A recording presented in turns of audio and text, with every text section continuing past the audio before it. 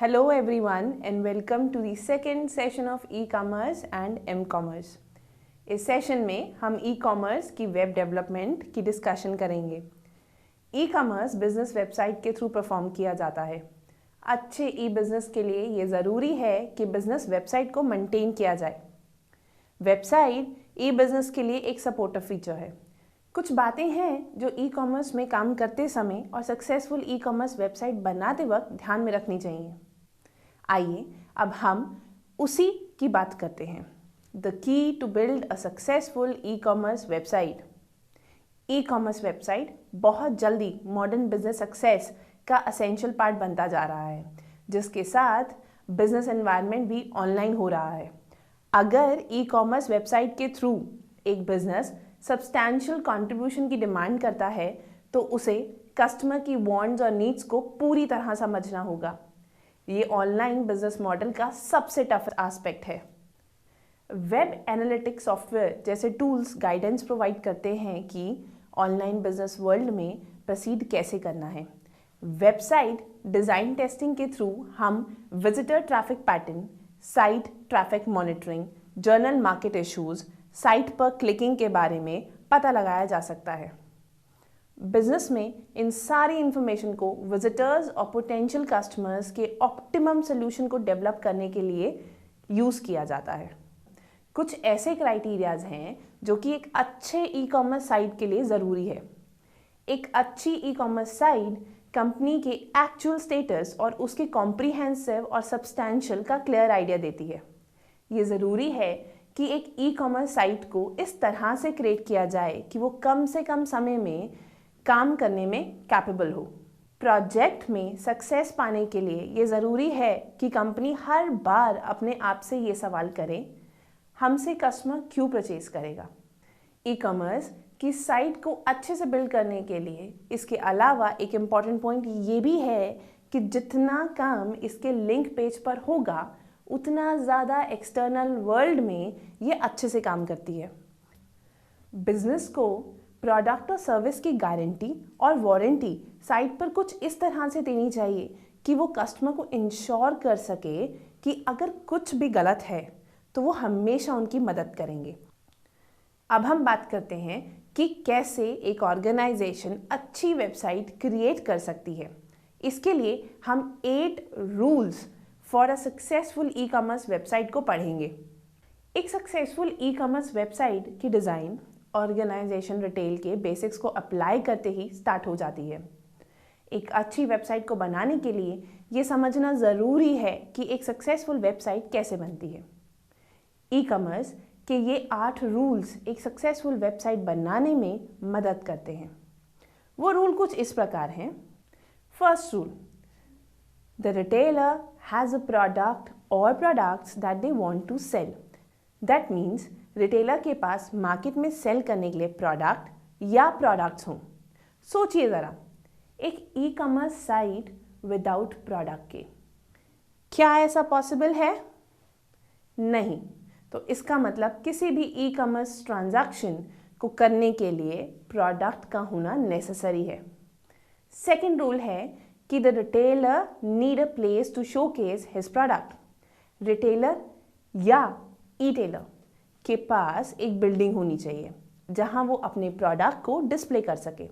Traditionally ये market में एक शॉप होती है, पर ऑनलाइन बिजनेस में ये एक वेबसाइट होती है। अब बात करते हैं ट्रेडिशनल रिटेल स्टोर की।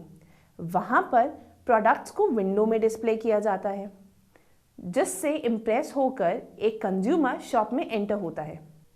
वहाँ के शेल्फ पर प्रोडक्ट भी कस्टमर्स की कन्वीनियंस के हिसाब से अरेंज किए जाते हैं। फॉर एग्जाम्पल, जो मोस्ट डिमांडिंग प्रोडक्ट होता है वो शेल्फ में सामने रखा जाता है। लीस्ट डिमांडिंग प्रोडक्ट को अपर शेल्फ पर अरेंज किया जाता है और ये कस्टमर की कन्वीनियंस के हिसाब से ही डिसाइड होता है। इसी तरह ई कॉमर्स वेबसाइट पर नेविगेशन क्रिटिकल होती है। विजिटर्स को भी सेम उसी तरह से विजिबल और इजी टू फॉलो वाले पाथ चाहिए होते हैं। ये नेविगेशन कस्टमर्स की प्रोडक्ट को आसानी से कंपेयर और एग्जामिन करने में मदद करती है। बहुत सारे ई कॉमर्स वेंचर सिर्फ इस वजह से नहीं चल पाते क्योंकि वो अपने प्रोडक्ट की सप्लाई और डिस्ट्रीब्यूशन को टाइम टू टाइम सिक्योर नहीं करते। अब सोचिए, अगर कोई कस्टमर ऑनलाइन शॉपिंग करते वक्त अपने प्रोडक्ट सही टाइम पर नहीं प्राप्त कर पाए या उसे वो नहीं मिले तो वो गुस्सा हो जाएगा, और ऐसे में आप उनसे कितनी भी अच्छी तरह से माफ़ी मांग लें पर वो फ्यूचर में आपसे प्रोडक्ट नहीं खरीदेगा और अपने सारे दोस्तों को या जानने वालों को भी बुरी सर्विसेज के बारे में बताएगा। तो ई टेलर को वेबसाइट की डिज़ाइनिंग करते वक्त बहुत ही केयरफुल होना चाहिए। थर्ड रूल है, the retailer chooses a building for a store that is in the good repair and has all the facilities such as electricity, heat that are necessary to make the customer comfortable. बहुत बार retailer अपनी building को properly maintain करना भूल जाता है। इसी तरह अगर ई टेलर अपनी वेबसाइट को रिपेयर नहीं करता है तो जाहिर सी बात है कि कंज्यूमर के लिए वो साइट बहुत टाइम कंज्यूमिंग प्रोसेस होता है। बहुत बार ई टेलर वेबसाइट के बड़े एरिया को लंबे समय तक अंडर कंस्ट्रक्शन में रख देता है या फिर साइट की होस्टिंग सर्विस स्लो होती है। ऐसे में जब पोटेंशियल कस्टमर आपकी साइट पर आएगा और वो उसे डाउन मिलेगी तब वो क्या करेगा? तो वो दूसरी वेबसाइट को विजिट करेगा और वहाँ से अपना पसंदीदा प्रोडक्ट खरीद लेगा। क्या वो दोबारा आपकी वेबसाइट पर आएगा? शायद ना। अगर ई टेलर अपनी ई कॉमर्स वेबसाइट को चलाना चाहता है तो वेबसाइट कंसिस्टेंट और 24/7 होस्टिंग पर होनी चाहिए। वेबसाइट फुली फंक्शनल और कंप्लीट स्टोर की होनी चाहिए जिससे विजिटर ऑनलाइन शॉपिंग कर सके। अंडर कंस्ट्रक्शन और कमिंग सून के बैनर्स नहीं होने चाहिए। इसी तरह वेबसाइट डिज़ाइनिंग में यूजेबिलिटी भी एक इम्पॉर्टेंट कंपोनेंट है। ये ज़रूरी है कि कस्टमर के बाइंग प्रोसेस को आसान बनाने पर ध्यान दिया जाए।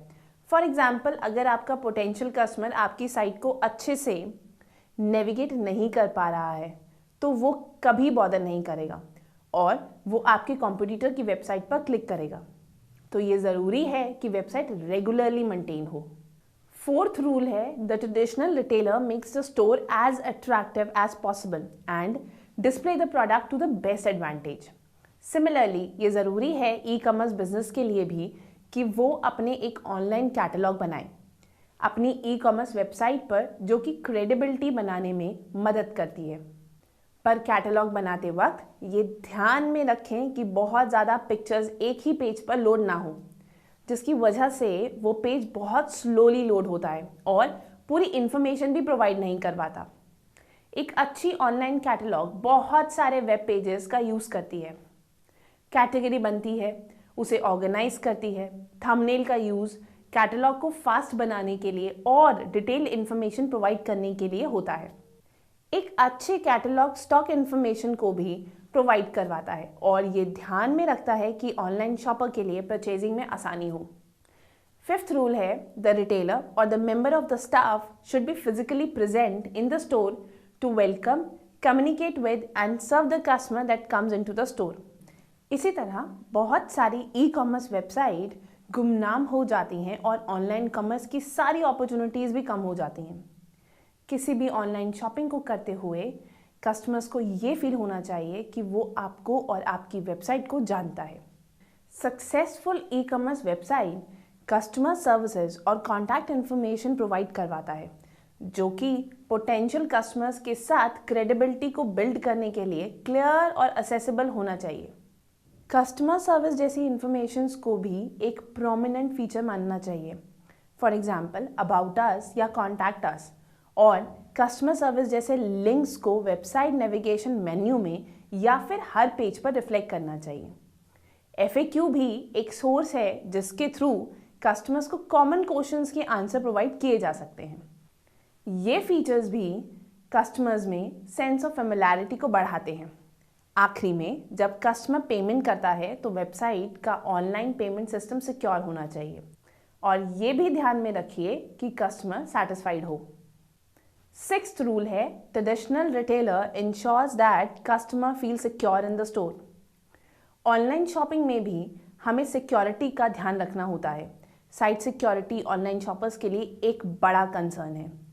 ई कॉमर्स का ये एक डिफ़िकल्ट काम है क्योंकि ऑनलाइन क्रेडिट कार्ड प्रोसेसिंग में कस्टमर को रियलिटी और परसेप्शन बेसिस पर सिक्योर फील कराना ज़रूरी है।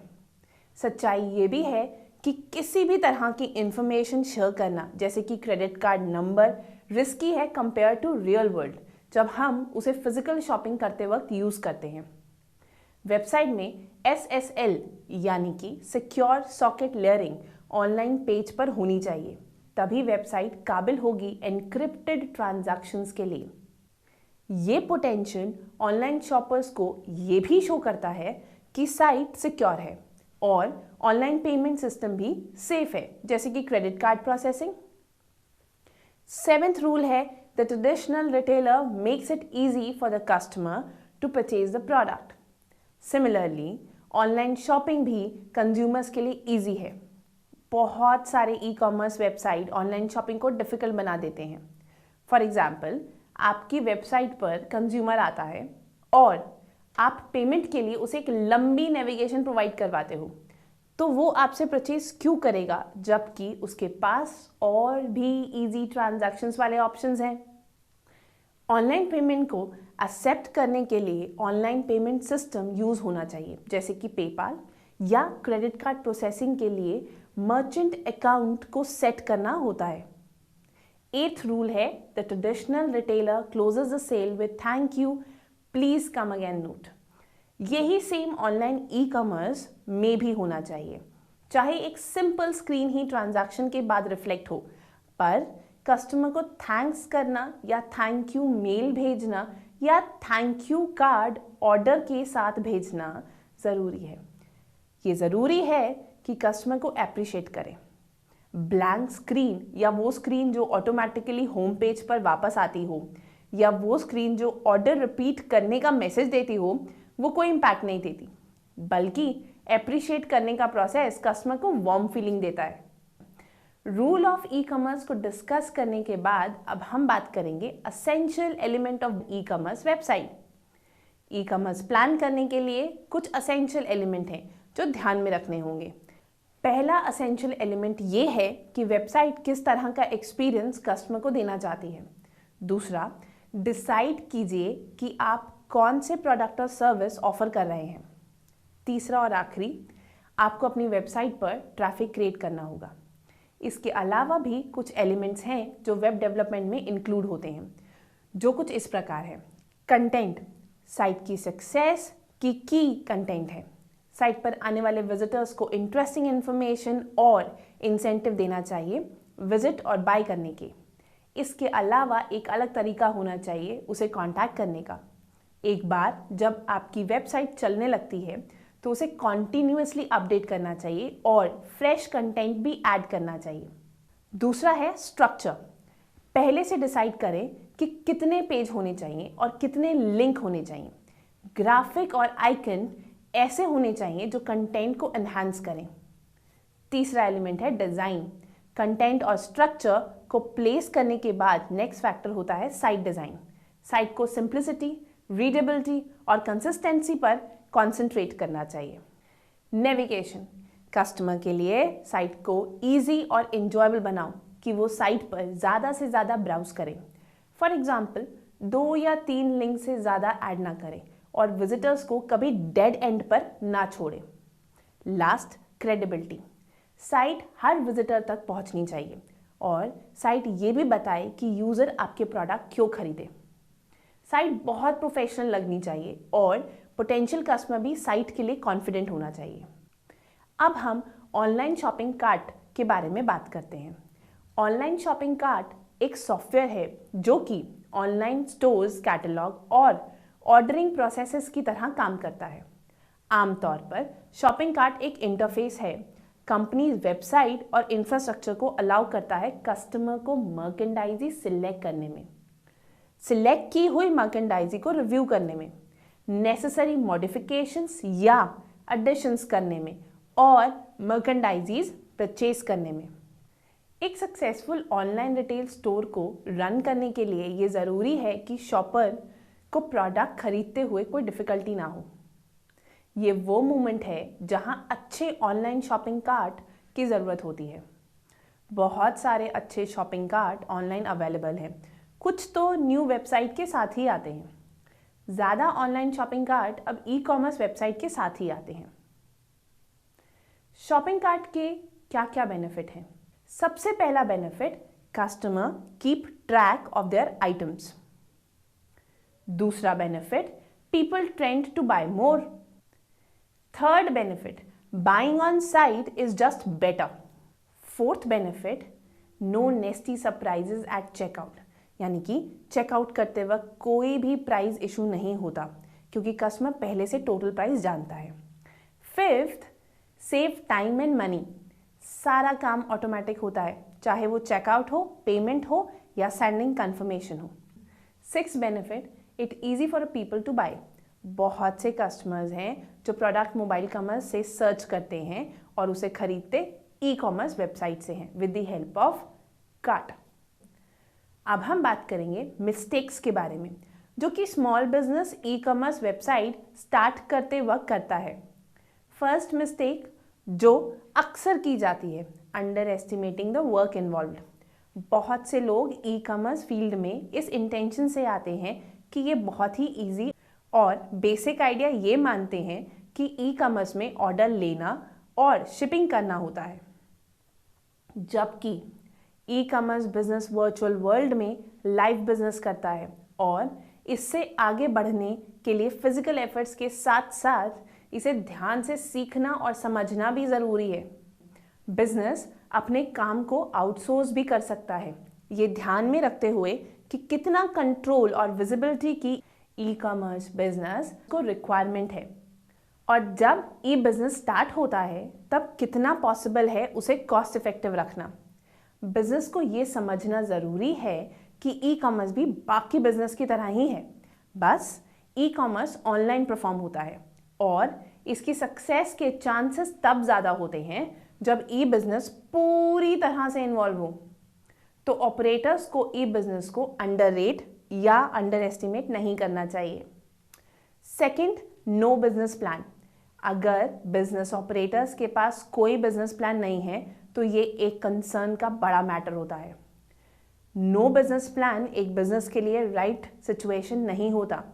बिजनेस के पास प्लान ज़रूर होना चाहिए, कुछ इश्यूज को ध्यान में रखते हुए। ई बिजनेस को पता होना चाहिए कि क्या सेल करना है और कौन सी मार्केट में। टारगेट कस्टमर को समझो, जानो कि कस्टमर की प्रॉब्लम क्या है और उसके सोल्यूशन को ऑफर कैसे कर सकते हैं। समझो कि कॉम्पिटिटर कौन है, उसकी स्ट्रेंथ और वीकनेस क्या है, क्या कॉम्पिटिटर की वीकनेस प्रॉफिटेबल हो सकती है, क्या आप प्राइस या पोजीशन के क्राइटेरिया के आधार पर कॉम्पिटिटिव हो। ये इंश्योर करें कि ऑनलाइन बिजनेस में इनका क्या एम्फसाइजेस है जो एक डिफरेंस को भी रिफ्लेक्ट करता है। इन सब क्वेश्चंस के आंसर एक न्यू बिजनेस को एक बेटर फाउंडेशन बनाने में और स्ट्रैटेजी बनाने में मदद कर सकते हैं। No marketing strategy. E commerce website को लाइव करना एक बिजनेस की शुरुआत होती है। बिजनेस को ये इंश्योर करना चाहिए कि हर प्लान ठीक से इंप्लीमेंट हो ताकि वेबसाइट पर विजिटर्स आ सके और ट्रैफिक जनरेट हो सके। इसके कुछ फैक्टर्स हैं जो कि ऑनलाइन मार्केटिंग करते वक्त वेंचर को कंसीडर करने चाहिए। सबसे पहले ये समझने की ज़रूरत है कि बेसिक ई कॉमर्स एनालिटिक्स और ट्रैकिंग सिस्टम कैसे काम करेगा, जैसे कि गूगल एनालिटिक्स। दूसरा, एसईओ और पीपीसी के डिफरेंस को समझना। तीसरा, सोशल मीडिया की इम्पोर्टेंस को समझना। चौथा, तीसरी पार्टी जैसे कि ईबे की मदद से एस्टैब्लिश्ड मार्केट में रिसर्च करना मार्केटिंग और सेलिंग के लिए। तो ये ज़रूरी है कि ऑनलाइन मार्केटिंग स्ट्रैटेजी बनाई जाए। फोर्थ मिस्टेक है choosing the wrong e commerce platform. एक successful online business e commerce software से चलता है। या तो वो सॉफ्टवेयर वेबसाइट के लिए सपोर्टिव होगा या फिर ऑब्स्टेकल क्रिएट करेगा। अगर आप कोई गलत चॉइस करते हो तो ये ई बिजनेस के पूरे काम को खराब कर सकती है।